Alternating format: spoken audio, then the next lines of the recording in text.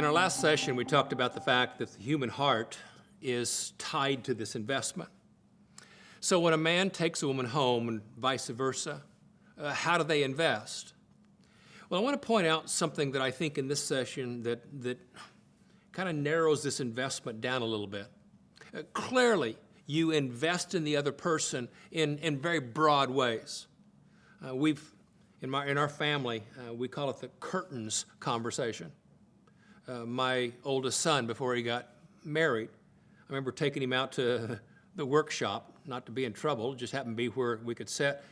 But I had a conversation with him that said, if you're going to love someone, you pour your life into the things that interest them, not necessarily the things that just automatically interest you.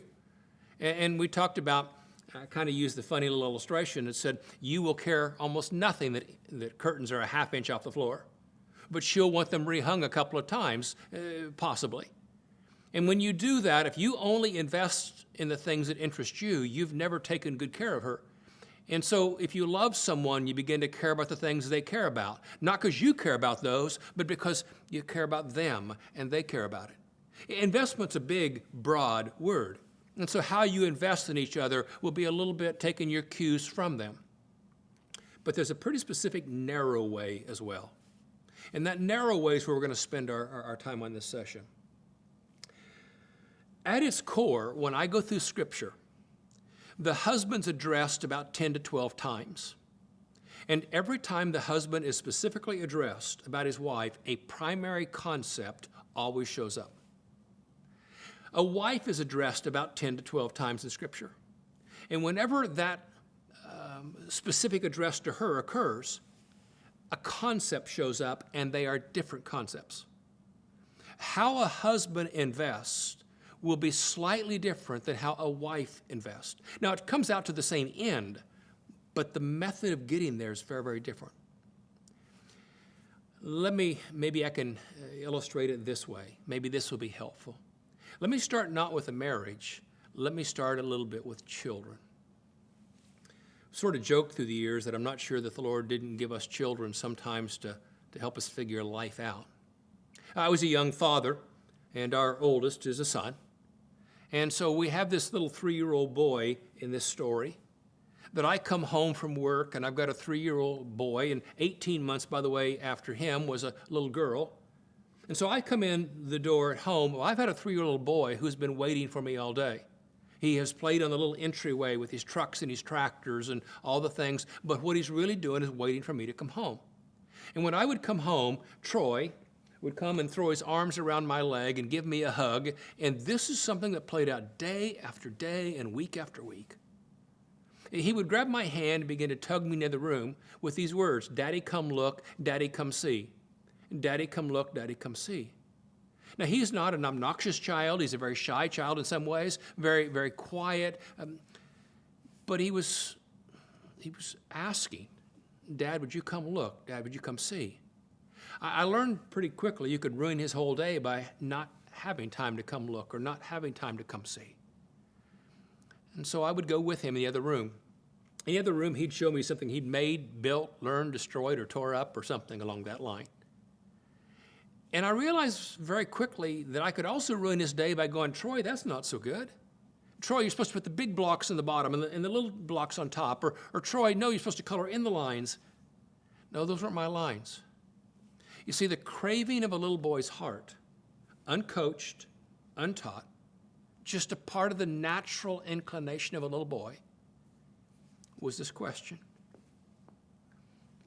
Dad, are you proud of me? And the words that I had to put out were pretty simple.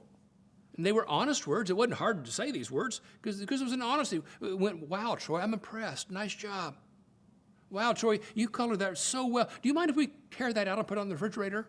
Or, wow, that's so good. Do you mind if we tear that out and send that to Grandma? Or, nice job, son. And a little boy just came alive because the craving of his heart was, Dad, are you proud of me? So I got this parenting figured out. It's easy. Just brag on your kids. Except 18 months later, his sister is now 3. And when his sister is 3, a similar thing plays out. I come in the door, and this little 3-year-old girl would come up and give me a hug around my leg. And then she did something uncoached and untaught. This day, we still laugh about it in our family.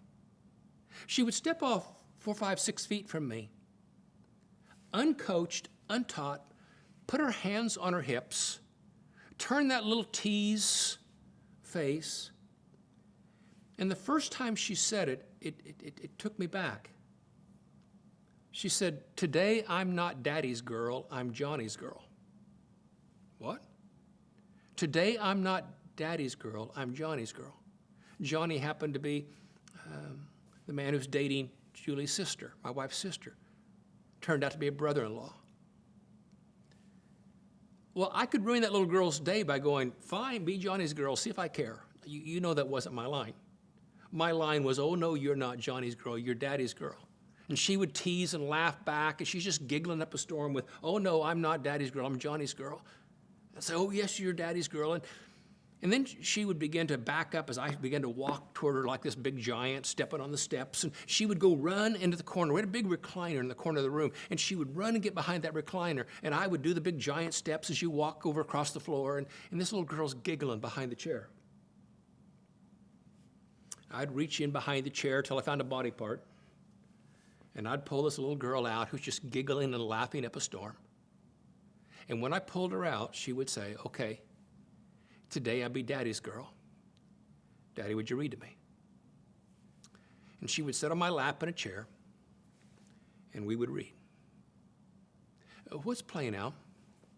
What's uncoached? What's untaught in a little boy's heart? What's uncoached and untaught in a little girl's heart? Pretty simple. The craving of every little boy who hits this world: is anybody proud of me? Does anybody respect me? Is there any admiration for my life?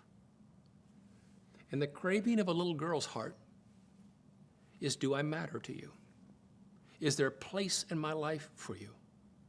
Oh, I know the genders. You have to be careful of excessive stereotypes. But I'm not a rookie at this anymore. Here's what I do know. I know that 3-year-old boys seldom change from that. The craving of a 23-year-old man's heart is still pretty close to, is anybody proud of me? Do I amount to anything in anybody's sight? Have I done anything that makes you proud of me? And 53-year-old men and 63-year-old men and 93-year-old men are still, in essence, a 3-year-old boy who just got bigger. Oh, we're more careful about how we throw the little lure out, trying to get some response. But at its core, when a man knows he's deeply loved, it's because it comes in through the door. That I have a wife, or I have children, or I have friends, and there's some sense of respect they have. 3-year-old girls grow up and they become 60-year-old women and 80-year-old women, but I don't think anything changes. In essence, the question of a little girl's heart is there any place in my life for you? How much do I have to compete against everything else in your life? And what you see in 3-year-olds are ultimately what you still see in marriages. The dance we dance, the sweetness of a dance, is a man knows he's loved when he believes his wife is proud of him. And the sweetness of a wife's heart is when she believes she's safe and there's a carved out place in her husband's life. Let me extrapolate that out a little bit. My kids grew up. Let me take the oldest two and keep this pattern going. When Troy was 13, there was something you would see. Troy would be like every 13-year-old boy at some level. He trying to find things that he enjoyed and things that he thought he could be good at. And Troy would be shooting baskets. And he'd be outside of our house, and as he's shooting those baskets, he would come and open the door to the living room where I might be, and he always used a set of words. These words didn't vary. Uncoached, untaught, just came out. The words were, "Hey, Dad, Come out here. I want you to see something. Hey, Dad, I want to show you something. And I would go out and he would show me something he was doing with the dribbling or the shooting or whatever it was. And there's a little boy who's got a little bit of a craving as a 13-year-old boy just for a father's response. His favorite thing was to play me one-on-one. When he was 13, I could clearly beat him because I could still cheat. And I had the bulk and the size on him. But what he really, really seemed to be so satisfied of heart is when I'm leaning against the house and I'm huffing and puffing, I'm going, Troy, that's really good. Nice job, son. You could have given up a minute ago, son, on when I did that. Nice job. And a father and a son with some sense of, I'm proud of you, that's the oxygen of a little boy's heart. Katie, 18 months later, is 13. Love to tell you more about how she got into athletics. Truth was, Katie was my kind of, and I say this with a little twinkle in my eye, she was my sissy girl. She was the one who didn't want to get her hands dirty, and she didn't want all the kinds of things. But my daughter is out shooting baskets. You know why she moved into that was because, honestly, I think she was trying to figure out how to get in my world. I don't know that I did as well. I knew how to raise a little girl when you gave pony rides, and I knew how to raise a little girl when you're just sitting and reading books. But as she got a little bit younger, I'm not proud of this, but I think it took me a little longer to figure out what you do with a second, third, and fourth and grade girl, fifth grade girl. My daughter moved into athletics, I think, trying to find a door into my world. Katie, at 13, would be shooting baskets. When she would shoot baskets on the same deal, she would on the same garage pad, she'd come open the door to the living room, this family room, and when she did, she always said these words, very different from what Troy had said. Troy had always said, hey, Dad, I want to show you something. Katie always opened the door, and her phrase was always this, hey, Dad, would you come stay with me while I'm shooting baskets? Or, hey, Dad, would you come shoot baskets with me? Well, what's going on? Girls have an innate sense that the relationship really does matter. Is there a place in my life for you? Is there a place in your life for me? Boys, it really comes down to, are you proud of me? You see that dynamic play out in some interesting ways. As a general rule, guys tend to run in groups of 4, 5 to 10. Now, not all at one time, that'd be a gang. But as a general rule, guys have friendships that are pretty broad.